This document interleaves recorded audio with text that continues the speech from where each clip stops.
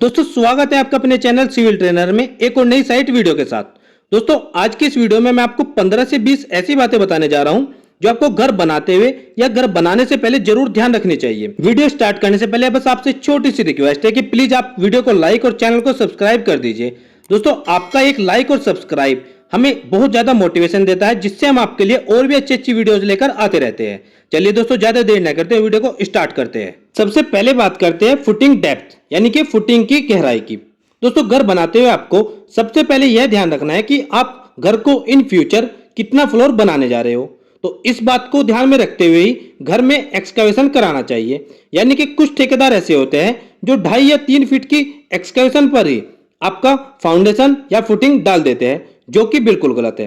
दोस्तों आप ध्यान रखें कि अगर आप 1 मंजिला या 2 मंजिला घर बनाने जा रहे हैं तो आप फाउंडेशन यानी कि फुटिंग की डेप्थ गहराई कम से कम 4 फीट रखें। अब दूसरा है फुटिंग मैश। दोस्तों फुटिंग की जाली आपको कम से कम 12 mm के डाया के सरिये की ही रखनी होगी और एक सरिये से दूसरे सरिये के बीच का गैप यानी कि डिस्टेंस आपको 5 इंच से 6 इंच तक रखना है, यानी कि 125 mm से 150 mm तक रखना चाहिए।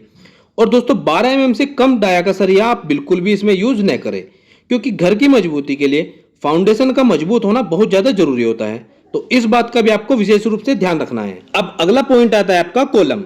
दोस्तों 1 मंजिला या फिर 2 मंजिला घर के लिए आपको कॉलम का minimum size 9 inch by 9 inch रखना है और कॉलम में आपको 12 mm के 4 बार प्रोवाइड करने हैं। दोस्तों ध्यान रखें कॉलम में और बीम में आपको 8 या 10 mm का स्टील बार बिल्कुल भी यूज नहीं करना है और रिंग की स्पेसिंग आपको 5 से 6 इंच ही रखनी है, यानी कि 125 mm से 150 mm तक के रिंग की स्पेसिंग इसमें रखें आप। अब बात करते हैं प्लिंथ बीम यानी कि टाई बीम की। दोस्तों 1 मंजिला या फिर 2 मंजिला घर के लिए आपको प्लिंथ बीम का minimum size 9 inch by 9 inch रखना है और इसमें आपको 4 बार प्रोवाइड करने हैं 12 mm डाया के, और इन सभी बार में जो रिंग लगेगी उसकी स्पेसिंग रहेगी आपकी 5 से 6 इंच। अब दोस्तों फुटिंग कास्टिंग के समय आपको ध्यान रखना है कि आपके कंक्रीट का रेशो कम से कम 1.5-3 यानी कि M20 हो। इससे कम रेशो में आप फुटिंग की कास्टिंग बिल्कुल न करें। और आपका फुटिंग कास्टिंग का जो रेशो रहेगा, जिसमें आपका 1 पार्ट सीमेंट का रहेगा, 1.5 पार्ट सैंड और 3 पार्ट एग्रीगेट का रहेगा यानी कि गिट्टी का। और दोस्तों फुटिंग कास्टिंग के समय आपको प्रॉपर वाइब्रेटर का यूज भी जरूर करना है। इस बात का भी आपको विशेष रूप से ध्यान रखना होगा। अब नेक्स्ट और मोस्ट इंपोर्टेंट पॉइंट है डीपीसी। दोस्तों अक्सर कर देखा गया है कि लोग डीपीसी को अवॉइड करते हैं और फिर बाद में उनके घर में सीलन जैसी प्रॉब्लम का उनको सामना करना पड़ता है। इसलिए सीलन से घर को बचाने के लिए डीपीसी जरूर दे और डीपीसी का लेवल आपको आपके फिनिशिंग फ्लोर लेवल से, यानी कि आपका जहां पर फिनिशिंग फ्लोर लेवल रहेगा ठीक उसी जगह पर डीपीसी आपको प्रोवाइड करनी चाहिए। इससे आपके घर का प्लास्टर और पेंट सुरक्षित बना रहेगा। अब अगला पॉइंट आता है आपका ब्रिक वर्क। जी हाँ दोस्तों, ब्रिक वर्क कराते हुए आपको ध्यान रखना है कि कम से कम 2 दिन पहले ही आपको ईंटों की अच्छे से तराई कर लेनी है और जब आपका ब्रिक वर्क कंप्लीट हो जाए तो उसके 48 घंटों के बाद आपको सभी दीवारों की क्यूरिंग यानी कि तराई अच्छे से 4 या 5 दिनों तक करते रहना चाहिए। इससे आपकी दीवारें मजबूत बनेगी और दीवारों में दरार नहीं आएगी। अब बात करते हैं ब्रिक वर्क के रेशो की। दोस्तों यदि आप 9 इंच का ब्रिक वर्क करा रहे हैं तो आप ब्रिक वर्क का रेशो रखें 1:6, जिसमें आपका 1 पार्ट रहेगा सीमेंट का और 6 पार्ट सैंड का रहेगा। और यदि आप 4 इंच का ब्रिक वर्क करा रहे हैं तो इसमें आपको मिनिमम 1:4 या आप इसमें 1:3 का भी रेशो रख सकते हो, जिसमें आपका 1 पार्ट सीमेंट, 3 या 4 पार्ट आपका सैंड रहेगा। अब इसके बाद अगला पॉइंट आता है आपका स्लैब यानी कि छत की शटरिंग। दोस्तों ध्यान रखें कि छत की शटरिंग प्रॉपर ढंग से की गई हो। ऐसा ना हो कि छत में कहीं भी शटरिंग में कोई भी गैप हो। ऐसा करने से आपकी स्लैब कास्टिंग के समय वहां से कंक्रीट नीचे गिरने लगेगा। बेहतर होगा कि ऐसे समय पर आप किसी सिविल इंजीनियर से विजिट अवश्य कराएं। अगला और मोस्ट इंपोर्टेंट पॉइंट है आपका छत का सरिया बंधाई। दोस्तों ध्यान रखें छत में आपको कम से कम 8 और 10 mm का बार यूज करना है।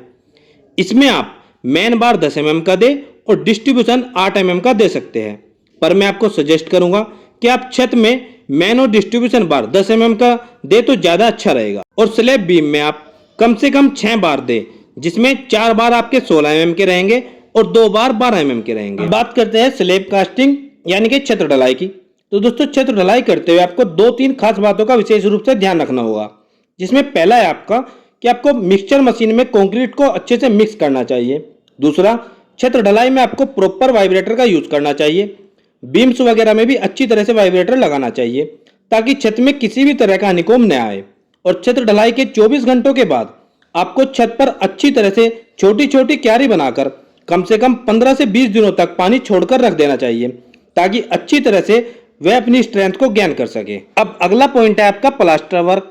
तो दोस्तों, प्लास्टर करने से ठीक 2 या 3 दिन पहले ही दीवारों की अच्छी तरह से तराई कर ले, उसके बाद ही प्लास्टर का काम स्टार्ट करें।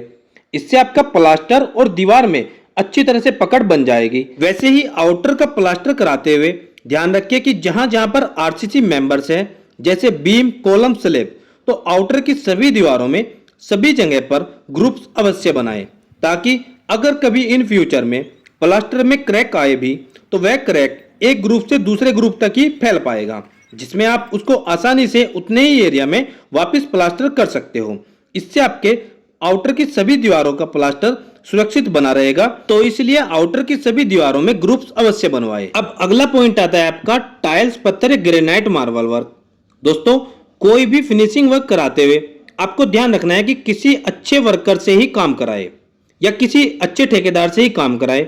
वैसे तो आप ग्रेनाइट, मार्बल या फिर टाइल्स, इनमें से कुछ भी यूज कर सकते हो, यह सब आपकी पर्सनल चॉइस पर ही डिपेंड करता है।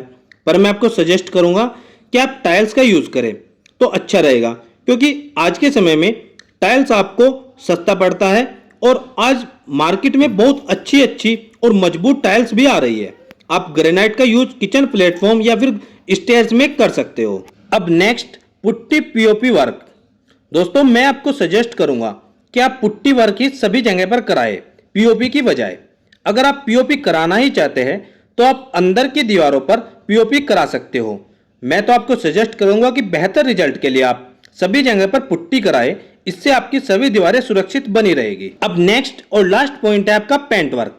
दोस्तों, पेंट का काम आप किसी अच्छे पेंटर से ही करवाइए और साथ ही आप किसी अच्छी कंपनी का ही पेंट यूज करें, जैसे एशियन पेंट।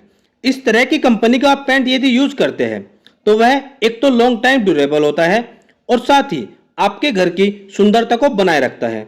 इससे आपका घर बहुत ज्यादा समय तक सुंदर दिखाई देता है। इसलिए आप पेंट कराते हुए किसी अच्छी कंपनी का ही चुनाव करें। तो दोस्तों, यह तो थी कुछ 15 से 20 ऐसी बातें जो आपको घर बनाने से पहले या घर बनाते हुए जरूर ध्यान रखनी चाहिए।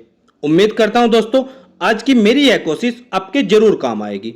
अगर आपको वीडियो अच्छी लगी तो प्लीज वीडियो को लाइक, चैनल को सब्सक्राइब और मेरी आने वाली और भी अच्छी अच्छी वीडियो के नोटिफिकेशन के लिए बेल आइकन को प्रेस करना मत भूलिएगा। मिलते हैं दोस्तों एक और नई वीडियो में, एक और नए वीडियो लेक्चर के साथ। तब तक दोस्तों, आप सबको मेरा नमस्कार।